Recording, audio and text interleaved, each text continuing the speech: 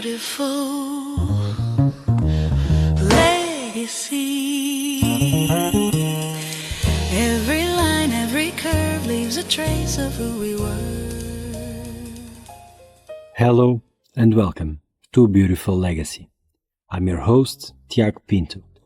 This season, we are exploring how the supermarket stopped being a warehouse of goods and became a designed environment, structured, authored, and coherent across every touchpoint. Today's episode is about a brand that appreciated retail differently, not as accumulation, not as expansion, but as organization. This is the legacy of Albert Heijn.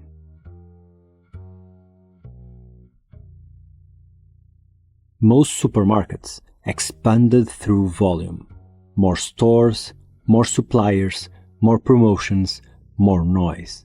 Albert Heijn expanded through structure. From early on, the Dutch retailer understood that scale without organization produces confusion for customers, for suppliers, and eventually for the company itself. Growth needed authorship. Complexity needed governance. What Albert Heijn built was not simply a retail network. It built a complex system of products, a system of communication, a system of design, and a system of tone. And crucially, these were not independent efforts. They were coordinated into a single operational logic that customers could feel long before they could articulate it. Albert Heijn did not aim to be louder than competitors. It aimed to be clearer.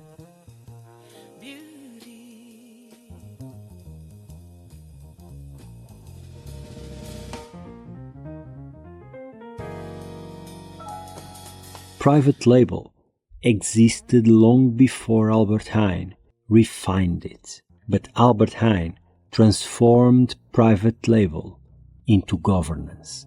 Instead of treating own brand products as cheaper alternatives to national brands, the company treated them as instruments of control. Through private label, Albert Heijn defined assortment logic, pricing architecture, quality benchmarks, and visual hierarchy, all this simultaneously. This was structural thinking. Private label allowed Albert Heijn to decide what belonged on the shelf, not only commercially, but culturally. It enabled consistency across categories, predictability across price tiers, and continuity across time. From AH Basic to AH Excellent, the architecture of private label communicated order without explanation. Customers learned to navigate the store through these internal systems, rather than external advertising claims. What mattered was that Albert Heijn organized choice.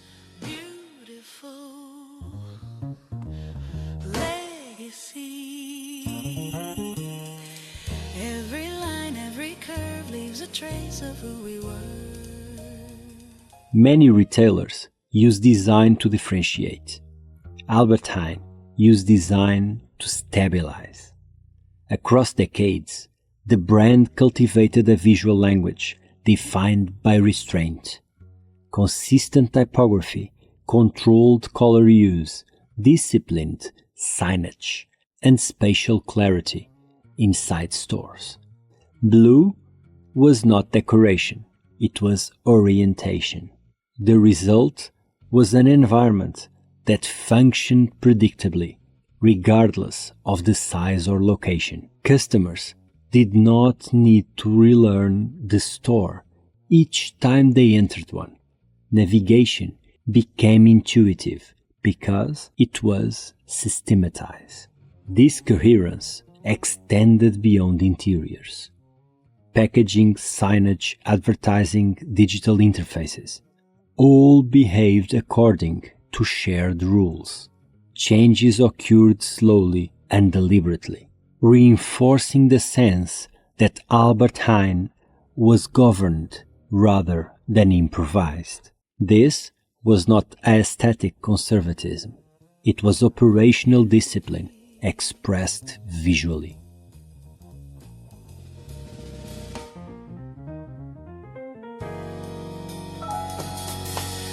Beautiful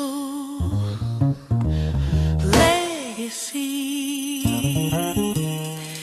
Every line, every curve leaves a trace of who we were. Albert Heijn also understood something many retailers overlooked. Tone is infrastructure.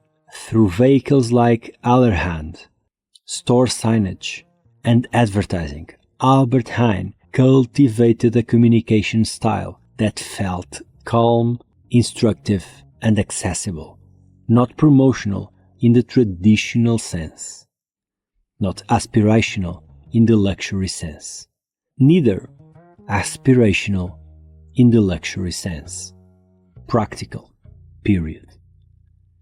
Recipes explained rather than dazzled. Price communication informed rather than pressured. Campaigns suggested rather than insisted. This tone reduced friction. Customers felt guided rather than persuaded. Information replaced spectacle. Trust replaced urgency. And over time, tone became one of Albert Heijn's most powerful systems, shaping behavior subtly but consistently across generations.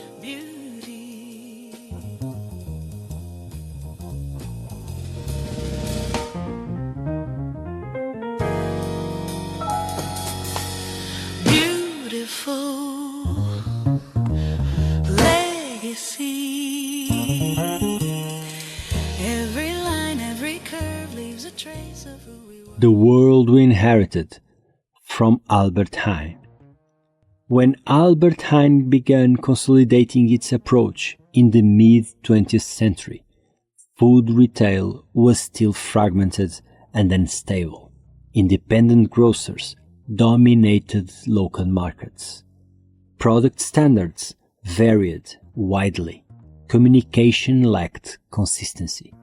Supermarkets were emerging, but their logic was still unsettled. Many relied heavily on supplier messaging. Others competed almost exclusively on price. Few developed coherent internal systems capable of scaling without losing clarity. In this context, Albert Heijn chose a different path.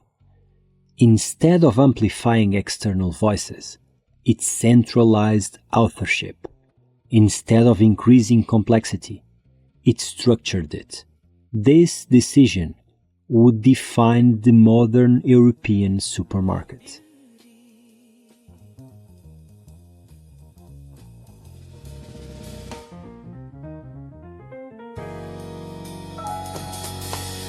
Beautiful legacy.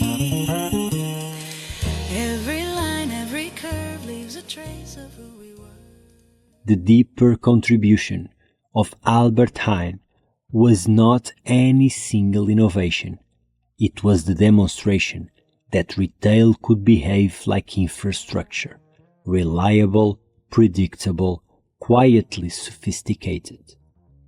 Customers returned not simply because of assortment or price, but because the experience felt stable. Shopping required less cognitive effort. Decisions felt supported rather than forced. This reduced friction created loyalty that marketing alone cannot achieve. Albert Heijn showed that when structure enters retail, emotion follows. Calm replaces anxiety, confidence replaces hesitation, routine replaces effort, and these emotions endure.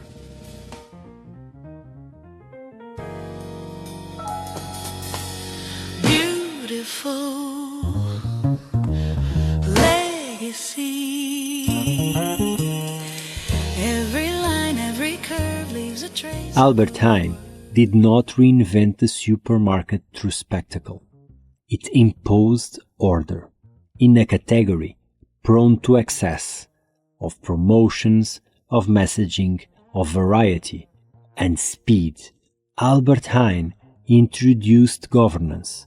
It treated retail not as a theater, but as a system to be designed. That decision reshaped how supermarkets operate across Europe, because when a retailer behaves coherently across decades, across formats, technologies, and generations, it communicates something fundamental. We know how this works. We will keep it working. You can rely on us. Albert Heijn demonstrated that authorship in retail requires more than personality. It requires structure. And that, truly, is a beautiful legacy. Beautiful legacy. Every line, every curve leaves a trace of who we were. You've been listening to A Beautiful Legacy. This month, we explore the people and the brands who transformed the supermarket into a designed system. From frozen food logistics to communication frameworks, from store choreography to private label governance.